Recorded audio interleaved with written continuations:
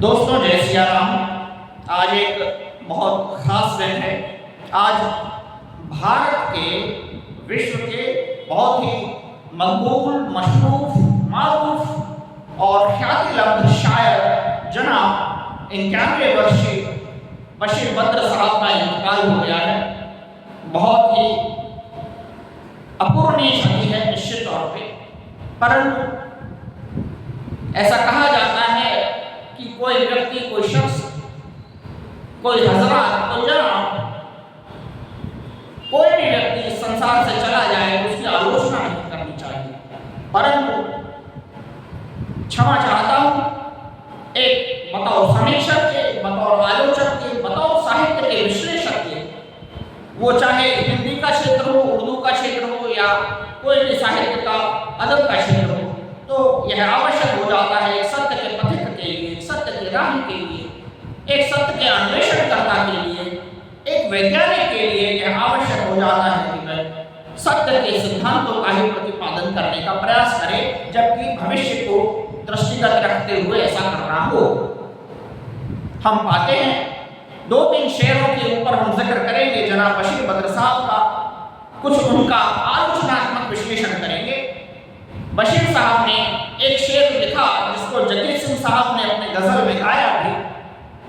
Sir झुकाओगे तो पत्थर देवता हो जाएगा, सर झुकाओगे तो पत्थर देवता हो जाएगा, इतना ना चाहो वो बेवफा हो जाएगा, सर झुकाओगे तो पत्थर देवता हो जाएगा।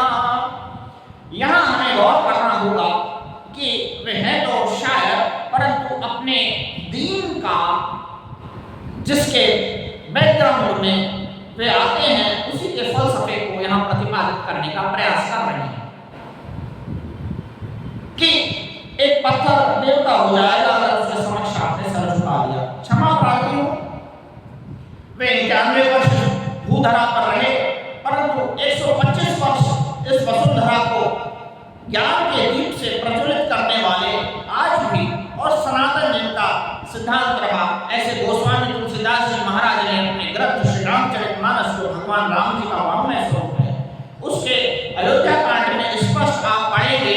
तो अयोध्या कांड के जो नायक हैं भरत जी, प्रेम मूर्ति भरत जी, तो आप पाएंगे कि वह किस तरह से जड़ को चेतन और चेतन को जड़ करने में समर्थ हैं। और न सिर्फ भरत जी, उनके अनुगामी भी जो सिद्धस्थ हो जाते हैं, जो शुद्धस्थ हो जाते हैं, वे इस दिशा में जब बढ़ते हैं प्रेम की राह में, तो वे पाते हैं कि यह एक वैज्ञानिक सूत्र हो जाता है कि जड़ता कुछ नहीं रहती और जड़ चेतन और चेतन जड़ हो जाता है। ये तो अयोध्या कांड की बात हुई। बाल कांड में गोस्वामी तुलसीदास जी महाराज 117 नंबर दोहा और 118 नंबर दोहे के बीच में लिखते हैं, जो चेतन कह जड़ करहि, जड़ ही करहि चैतन्य, जो चेतन कह जड़ करहि, जड़ ही करहि चैतन्य, अस समर्थ रघुनायक ही, भजहि जीव ते धन्य।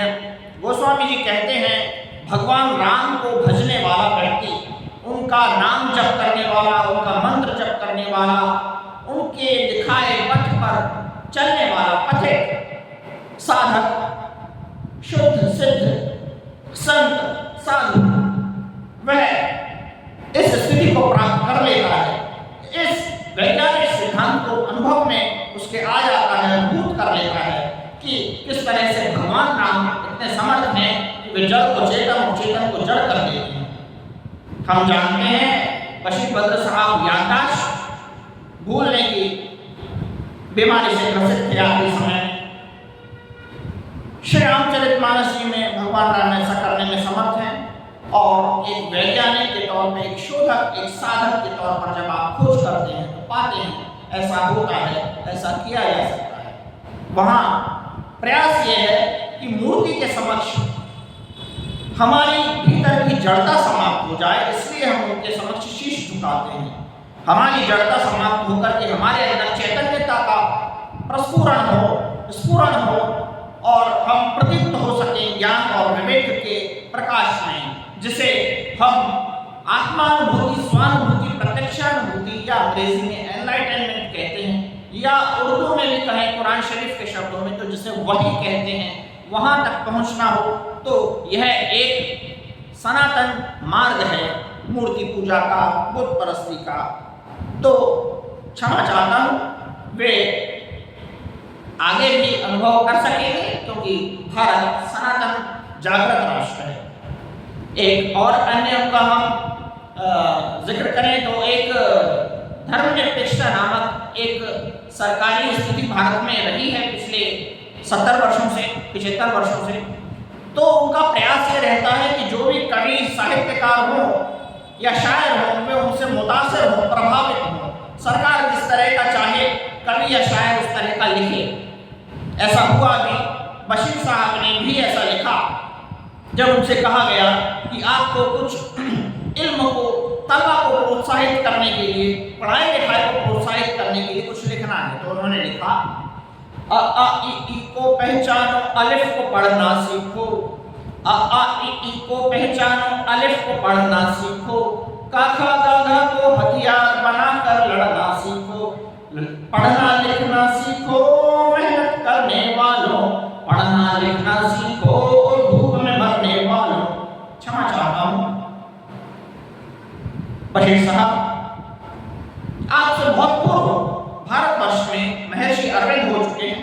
महर्षि अरविंद स्पष्टतया बता चुके हैं कि भारत में किस तरह की भाषा, किस तरह का व्याकरण, किस तरह की शब्दावली यहाँ की है, होनी चाहिए और रहती है और रहेगी। अभी हाल ही में मुरारी बापू जी ने कथा करी, उसमें उन्होंने कहा कि संस्कृत भाषा नहीं है, संस्कृत गिरा है। जी हाँ, बाकी सब भाषाएं हैं। जहाँ अरबी और संस्कृत के कुछ अल्फाज, कुछ शब्द मिलते हैं, उसे हम उर्दू कहने लगते हैं। तो ऐसा होगा है, हमने पाया कि तमाम बोली, तमाम भाषा जो है उसकी व्याकरण संस्कृत ही है।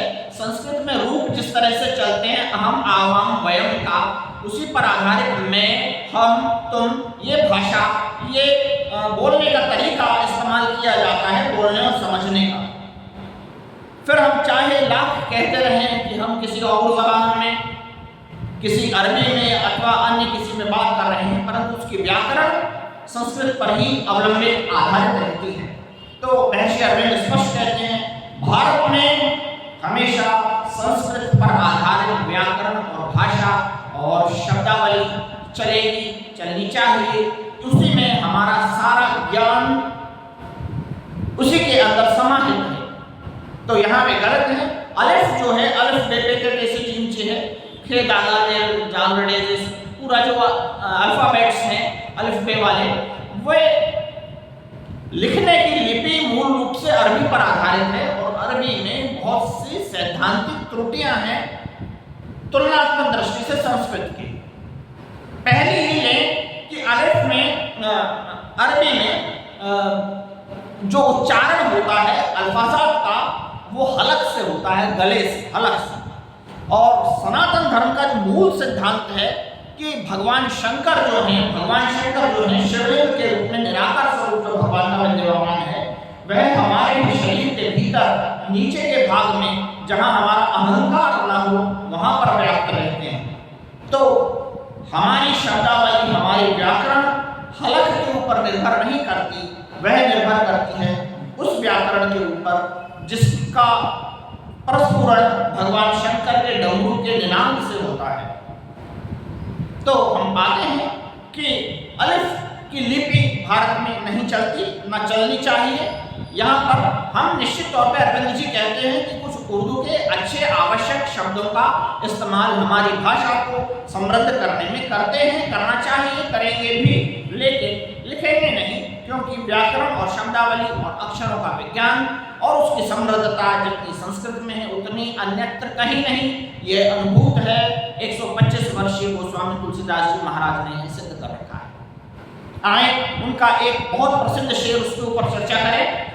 वे कहते हैं, जैसे भारत के और विश्व के रामचरितमानस जी के प्रख्यात कथाकार पिछले दशकों से अपनी कथाओं के विश्राम के समय में कहते रहे हैं, गाते रहे हैं, वह चरागों को निगाहों में महफूज रखना, बहुत देर तक रात होगी, मुसाफिर हैं हम भी, मुसाफिर हो तुम भी, इसी मोड़ पर फिर मुलाकात होगी। निश्चित तौर पे आपने एक अच्छा फलसफा यहाँ रखा है, परंतु और उसके हम गौर करें, उसके सिद्धांतों को सत्य के धरातल पर, तो हम पाते हैं कि चरागों को निगाहों में महफूज रखना, इसको जब पूरी गहराई से हम इसका अन्वेषण विश्लेषण करें तो ज्ञान के दीप को, इल्म को, विवेक को, समझ को अपने जहन में हृदयंगम करके रखिएगा, क्योंकि यहाँ जन्म जन्मांतर की यात्रा है। सनातन धर्म कहता है 84 लाख योनियां होती हैं। हमें जन्म जन्मांतर तक, जब तक मोक्ष प्राप्त न हो जाए, जब तक हम ज्ञान को अनुभव में ना हमारे आ जाए, तब तक इस यात्रा को चलना ही पड़ता है, चला ही जाता है। इस्लाम में भी कुरान शरीफ का जब हम बहुत संजीदगी के साथ स्वाध्याय करते हैं तब पाते हैं कि वहां पर भी पूर्व जन्म पुनर्जन्म की अवधारणा है। यह बात अलग है कि उसको समझने समझाने वाले बाद में नहीं रहे, परंतु अवधारणा है। और जब हम वहाँ स्पष्ट लिखा है कि सब्र बड़े अजब की बात है, तो बहुत सब्र से जब हम पढ़ते हैं तो हम पाते हैं कि पूर्व जन्म पुनर्जन्म होता है और नज़ारों को निगाहों में महफूज रखना, वे अनुभूतियाँ जो भारत भूमि पर आपको हुई हैं, वह दिव्य अनुभूतियाँ, उन सभी को अपने हृदयंगम करके रखिएगा। बहुत देर तक रात होगी, जन्म जन्मांतर हमारे और आपके बीतते हैं, वहाँ तक हमें पहुँचना है जहाँ स्वामी विवेकानंद जी कहते हैं आत्मानुभूति, प्रत्यक्षानुभूति, जिसे अंग्रेजी में एनलाइटनमेंट कहा जाता है, जिसे कुरान शरीफ की भाषा में वही कहा जाता है, वह आकाशवाणी, वह परा भाषा जब हम लोगों को सुनाई न दे तब तक की यह यात्रा है। और उसके लिए आवश्यक कि भारत के अनुभवों को हम अपने हृदय में हृदयंगम करके रखें। तो बतौर एक समीक्षक के, सत्य के, पथिक के, राही के हम आपको श्रद्धांजलि देते हैं, परंतु आवश्यक यह है कि सनातन सिद्धांतों के साथ हम आगे बढ़ें। शब्दों को विराम। आप सब में व्यापक परमात्मा को प्रणाम। जय सिया राम।